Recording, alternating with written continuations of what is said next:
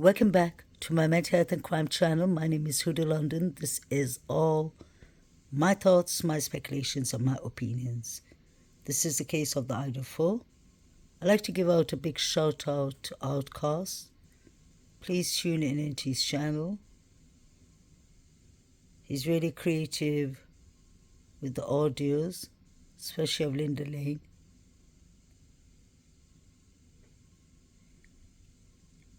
And he's usually up late so you can discuss about the Idaho case and many other cases. Shout out to Bianca. She's very creative. She made me Baby Huda. Love Bianca. Today I'd like to come back to this case. I find it difficult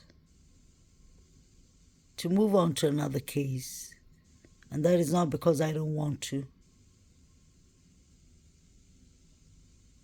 It is because I really need to know what happened in the quadruples case first. Basically, what I'm trying to say is I'm looking for a closure, not satisfied with the answers that we got from the plea deal. I agree with President Trump on this. Koberger should have explained himself. What was his motive? What was his targets? He has no motives, and he had no target. According to the lead detectives who are working on this case.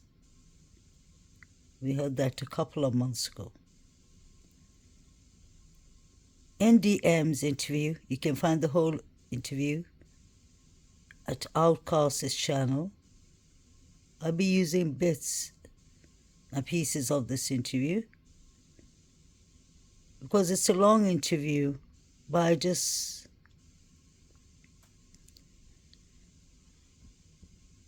want to go directly into the things that I find to be important in this interview. So like I said, my thoughts, my speculations, and my opinions only. A lot of love and shout out to my subscribers who have so much quality.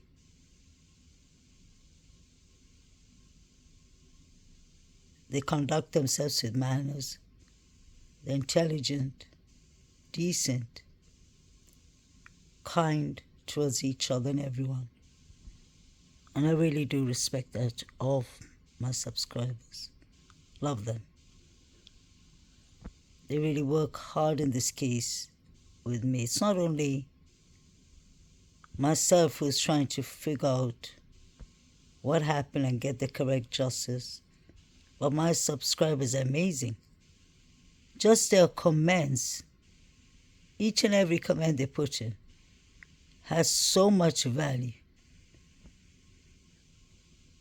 And I believe if I was the detectives and they were genuinely looking into this case, in my opinion, they could have got so much ideas from people on social media, people like all of us, because there are things we can see clearly and they don't. And I do understand there are things that we believe are really important that the police has already looked into. And it turned out to be a dead end. Now let's go back to Ms. Dylan Mortensen. Today I'll be discussing about a vulnerable subject that some people may feel uncomfortable, especially the parents. This is not to shame anyone. This is not to put anyone down. But this is a very important element in the case. And we need to talk about the elephant in the room. That's the drugs and alcohol that was going on in this house. It was a party house. We're not blind. We weren't born yesterday. From the beginning of this case, rumors were flying around, spreading around like wildfire, that this was a party house, that this was a rug house. People used to come here to buy their rugs. That's what the taxi driver said to the local news channel. Now DM is going to answer us who uses alcohol the most. But when it comes to rugs, she clearly was asked about who was using the Adderall. He asked her, do you know of any of the victims who use Adderall? She said, I know Maddie and Katie weren't into rugs. But she said, Zana used to take Adderall. Adderall is a rug made of, a medication rug made of amphetamine.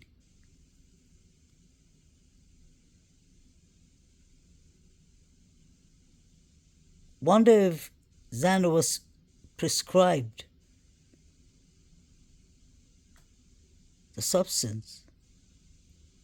Was she suffering of ADHD? As a licensed mental health counselor, cognitive behavior therapist, ADHD is usually something our branch works with in the mental health team. Many therapists work with ADHD and psychologists, but cognitive behavior therapist is the most common therapy. I do understand ADHD students have a hard time coping up, being calm, especially concentration. Young children, young adults who suffer of ADHD have a hard time controlling their concentration. They can interrupt easily. It's an impulse thing. My question is, I do not believe that Zana was prescribed over Adderall. If she was prescribed, the police would have mentioned that in the report. Did they go around and check Zana's medical record? I don't believe she was. And if she wasn't, where were they getting Adderall from? That means they were getting illegal Adderall. Could somebody have OD'd from that? And could they have staged these whole crimes after that? I know it sounds outlandish but it's not. Because number 9 was clearly up to no good with Maddie. He put something in her mouth, in my opinion. It's not only in my opinion, you can see literally his mouth inside. You can see his hand inside her mouth. We have taxi drivers saying that not only 1122 King Road, the whole area was a rug spot, rug hub. Even before these 5 victims lived in the house, all these years that house has been party central. There's nothing wrong about that. But what is wrong is the whole truth is being covered up. And obviously, where there ever is a lot of substance abuse or alcohol abuse, young adults in this time of area we live in, youngins are roaming around with machetes bigger than them, taller than them. There was violence going on. I wonder if Adderall made any of them violent. We have Lodge allegedly doing steroids that night. Now, DM is asked about this, so let me show you this. Yeah. Okay. Risky behaviors, which would include drug use, drug transactions, excessive use of alcohol use, prescription medications, not prescribing them, Yeah. Drinking, driving, etc. We have some Adderall use, Yeah. which we're aware of. Yeah, Xana, that was Xana and Ethan. They would do it sometimes. Xana would be like, "Oh, it's to help me stay awake longer for drinking." Do you know if that was prescribed to them? I don't think so. Okay. I don't know for sure because I know Xana always say that she feels like she has ADHD, so I don't know for sure if she was prescribed that or not. And then I know Kaylee talked about it once or twice, but then Maddie was like, "Hell no, never ever." From what I know, and I don't think Kaylee used it that often. I think it's pretty widely used these days around the colleges. Helps study habits or staying up. Back in the old days, there were other things that people were using to stay up and cram for tests. She would sometimes use it. She had that like for math. We would have the math class and she took her test, and she would sometimes take it to help her focus a lot better. Which I don't really know why, because I don't really understand it at all. We heard the officer. He said that Adderall use is quite popular. He means in college students. I'm sure it is, but that doesn't make it right. Now pay attention. These students were drinking, experimenting drugs since the 11th. They were partying for 2-3 days. Could the substance they were using, an Adderall and alcohol, contributed to someone's demise? And could the rest have ended up in a panic situation where everyone started maybe blaming each other and fights broke out? And it ended up with a quadruple. But I still do not believe that was the case. I believe this was pre-planned, like the fraternity said, like 4chan said, like Ryan said. He did say that they were going to do this on that specific weekend, the 13th.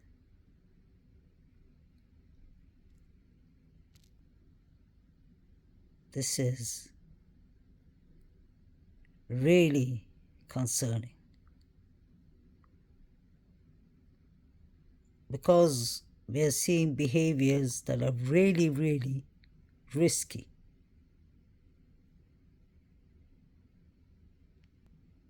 You have 6 or 5 young girls young women living in a house together with the front door broken and the back door broken.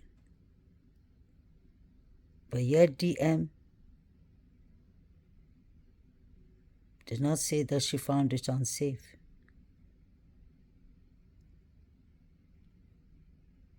Zana's father possibly fixed one of the doors. Or was it her room door? Why didn't they call the landlord? I believe this was suspects who knew them. That's why they're covering up for each other, in my opinion only. Adderall once or twice, Maddie. No. And then, of course, you'll drink. Yeah. Quite a lot. Yeah, there's, we had, so November, I guess it's been 11th, that Friday, we had formal, and we had all drinking a lot that night. So, there was often, there were times that we did, excessively drink, but I know none of us would ever drink and drive. If anything, if one of them was out and one was sober, then we would go get the other one if needed to, or we'd just get Uber from it. Okay, that's fair. Yeah. Of all the people in the house, and I've been in the house with them, I figured you to be the least of the drinkers, and I'm only basing this solely off of, like, you go into and it looks like, holy smokes, this is, you know, there's a lot of alcohol, and then there were everywhere. But then again, I remind myself of my college days. Yeah, it was everywhere. It was absolutely everywhere. But who would you say was most down to the least in the sense? I would say Xana was the biggest drinker.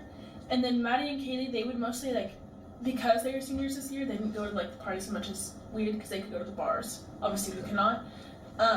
So they didn't really always have a lot of alcohol in their space. And then parents had just bought her a lot of alcohol for Parents' Weekend. My mom bought me a little bit. I was also more considered, like, a lightweight, apparently. But definitely Xana and Ethan were more of the heavy drinkers. Okay. That's fair. Interesting. DM said that she was considered a lightweight drinker.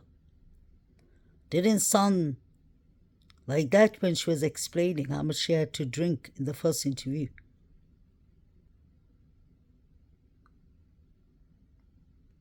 The heavy drinkers, in her opinion, were Xana and Ethan. May they rest in peace. She said Kaylee and Maddie had a lot of alcohol around them too.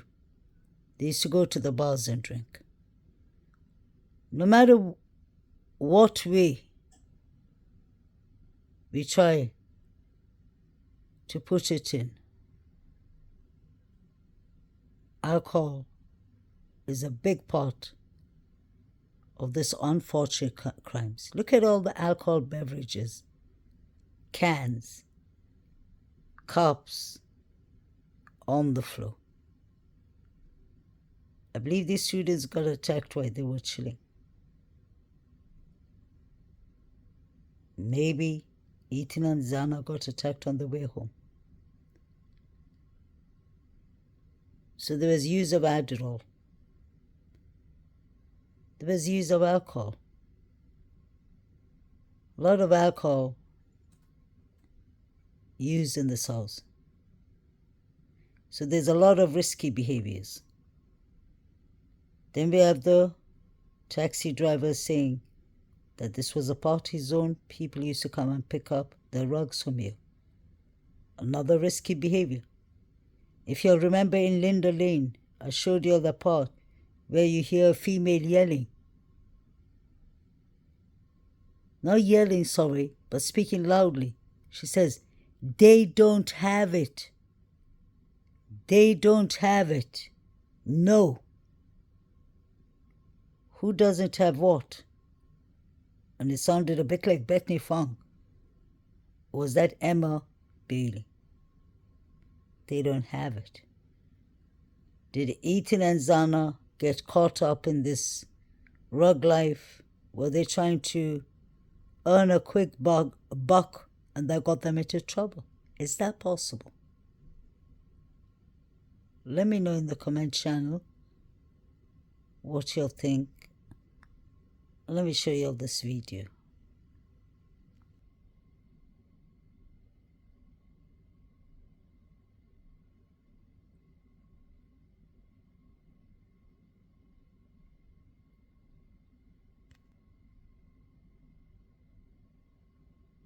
I don't blame them. They were college students. But excessive drinking, use of substance like amphetamine and coke could get these youngins in serious trouble because they were on risky behavior. I believe both the house and all the victims were targets. It just didn't happen as a coincidence. They all are standing outside and drinking in the sliding door. I wonder if this was what they were wearing that night. But just said by Bethany Funk, Xana had all black. Nobody had the right to unlive them. But I wonder what these 4 victims and the students were dealing with. Pay attention. Emily Ant is everywhere in the South. So is Hunter Johnson and Hunter Chapin. Amazing. Where were they that night when Ethan and Zana allegedly got back from the Sigma Chi fraternity? Did they ever get back? Question mark. Did they get back alive? Is the question. Is that why Hunter Chapin felt so bad? Possibly. He looked very guilty because he knew what happened to Ethan and his brother. So Maddie, Zana, and Kaylee were all partying together.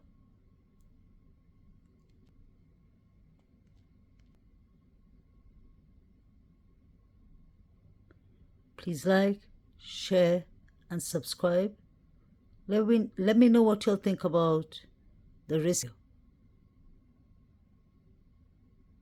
Could somebody have been watching?